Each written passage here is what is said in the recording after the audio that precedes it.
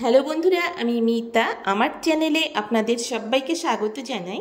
আজকে আমি মাত্র 1 কাপ আটা আর সেদ্ধ আলু দিয়ে একটা চটপটা নাস্তার রেসিপি আপনাদের সঙ্গে শেয়ার করব। আশা রাখছি আপনাদের খুবই ভালো লাগবে। আর বন্ধুরা, এই নাস্তাটা আপনারা বাচ্চাদের স্কুলে কিংবা বড়দের অফিসেও দিতে পারেন, কিংবা সকাল বিকেলে জলখাবারেও রাখতে পারেন। তাই বন্ধুরা, ভিডিওটি স্কিপ না করে পুরো ভিডিওটি দেখার অনুরোধ রইল। আর এই নাস্তাটা বানানো যেমন সহজ, খেতেও হয় খুব সুস্বাদু। আর বন্ধুরা, আমরা সবাই কম বেশি ব্যস্ত থাকি, তাই এই ব্যস্ততার মধ্যে যদি এইরকম একটা চটপটা নাস্তা থাকে তাহলে তো খাওয়া জমে যাবে। আর এই নাস্তা বানানোর জন্য এখানে আমি মিডিয়াম সাইজের 4টে সেদ্ধ আলু নিয়েছি। আমি আলুটাকে আগে থেকে সেদ্ধ করে রেখেছিলাম। প্রথমে আলু গ্রেটারে গ্রেট করে নেব। আর বন্ধুরা, এখানে আলু গ্রেটারেও গ্রেট করে নিতে পারেন, আবার হাত দিয়েও ম্যাশ করে নিতে পারেন। এক কথায় এখানে আলুটা খুব ভালো করে ম্যাশ করে নিতে হবে, যাতে এখানে আলুর কোনো বড় টুকরো আলু যাতে না থাকে। তাই এইভাবে গ্রেটারে গ্রেট করে দিলে আলুর কোনো বড় অংশে থাকবে না। আপনারা চাইলে এখানে হাত দিয়ে ভালো করে ম্যাশ করে নিতে পারেন। দেখুন, এখানে আমি আলু সব ভালো করে গ্রেটারে গ্রেট করে নিয়েছি। এরপর এখানে মেজারমেন্ট কাপের 1 কাপ আটা দিলাম। আর যেহেতু আটা দিয়ে বানাচ্ছি, এটা খুবই স্বাস্থ্যসম্মত। 4 চামচের হাফ চামচ ধনে গুঁড়ো, হাফ চামচ হলুদ গুঁড়ো, হাফ চামচ ঝাল লঙ্কার গুঁড়ো, স্বাদ মতো লবণ দিলাম। আর এখানে 1 চামচ চাট মশলা দিলাম, হাফ চামচ চিলি ফ্লেক্স। আর বন্ধুরা, এখানে চাট মশলাটা দেবেন, তাহলে খেতে খুবই ভালো লাগবে। আর এখানে কিছু ধনেপাতা কুচি দিলাম। আর ধনেপাতাটাকে একদম মিহি করে কুচিয়ে নিয়েছি। আর আপনাদের হাতের কাছে যদি চাট মশলা না থাকে, সেক্ষেত্রে 1 চামচ লেবুর রস দেবেন, তাহলেও খেতে ভালো লাগবে। আর এখানে কোনো জল ব্যবহার করব না। আলু দিয়ে এখানে আটাটা মেখে নিতে হবে। এখানে বন্ধুরা জল ব্যবহার করবেন না। এখানে আমি 1 কাপ আটা দিয়েছি, প্রয়োজন পড়লে এখানে আমি আবারও আটা দেব।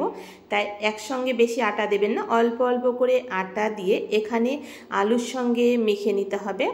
এক কথায় আলুতে মাখবার সময় আপনারা বুঝতে পারবেন যে এখানে কতটা পরিমাণ আটা লাগবে। এখানে নরমাল রুটি বানানোর সময় যেভাবে আমরা আটা মেখে নিই, ঠিক সেইভাবে এখানে আটা মেখে নিতে হবে। আর বন্ধুদের কাছে আমার একটা বিশেষ অনুরোধ, বন্ধুরা ভিডিওটি দেখতে দেখতে অবশ্যই আপনাদের একটা মূল্যবান লাইক দেবেন। আপনাদের একটা লাইক আমাকে নতুন ভিডিও বানাতে উৎসাহ জাগায়। আর আমার চ্যানেলে নতুন বন্ধু হয়ে থাকলে চ্যানেলটিকে সাবস্ক্রাইব করে আমার পাশে থাকার অনুরোধ রইল। আর বন্ধুরা, পাশে থাকা বেল বাটনটি অবশ্যই প্রেস করে রাখবেন। আমি যখন নতুন কোনো রেসিপি দেব, সবার আগে নোটিফিকেশন আপনার কাছে পৌঁছে যাবে। আর আমি সবসময় ঘরে থাকা মশলা দিয়ে খুব সহজভাবে রেসিপিগুলো বানিয়ে থাকি। আশা করি আপনাদের খুবই ভালো লাগবে। আর দেখুন, এইভাবে আমি শুকনো আটা দিয়ে ভালো করে ঠেসে ঠেসে এখানে আটা মেখে নিতে হবে। এখানে আটা যত ভালো করে মেখে নেব, এখানে নাস্তাগুলো ততটাই ফুলকো হবে, খেতে খুবই ভালো লাগবে। আর দেখুন, আমি বেশ কিছুক্ষণ সময় নিয়ে এখানে আটা ভালো করে মেখে নিয়েছি।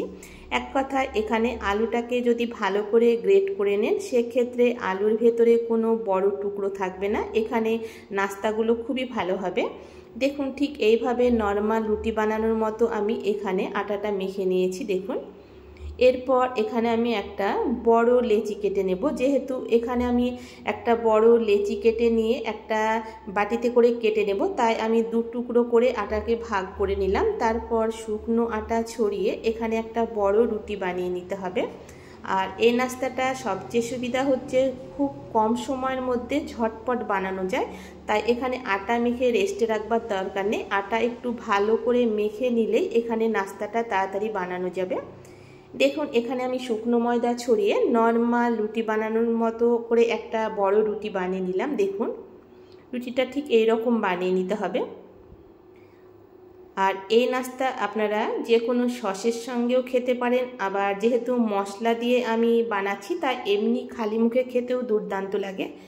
আর এই নাস্তা কাটবার জন্য আমি একটা মিডিয়াম সাইজের বাটি নিয়েছি। আর বাটি সাইজ করে এখানে নাস্তাগুলো আমি বানিয়ে নেব।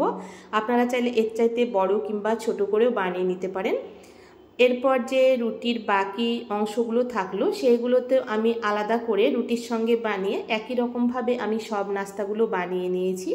আর নাস্তা ভাজবার জন্য আমি কড়াইতে পর্যাপ্ত পরিমাণ তেল গরম করতে দিয়ে গ্যাসের ফ্লেমটা মিডিয়ামে করে এখানে নাস্তাগুলো ভেজে নেব। আর মিডিয়াম হিটে এখানে নাস্তাগুলো ভেজে নিতে হবে, হাই হিটে ভাজবেন না, তাহলে বাইরের দিকটা খুব তাড়াতাড়ি কালার চলে আসবে।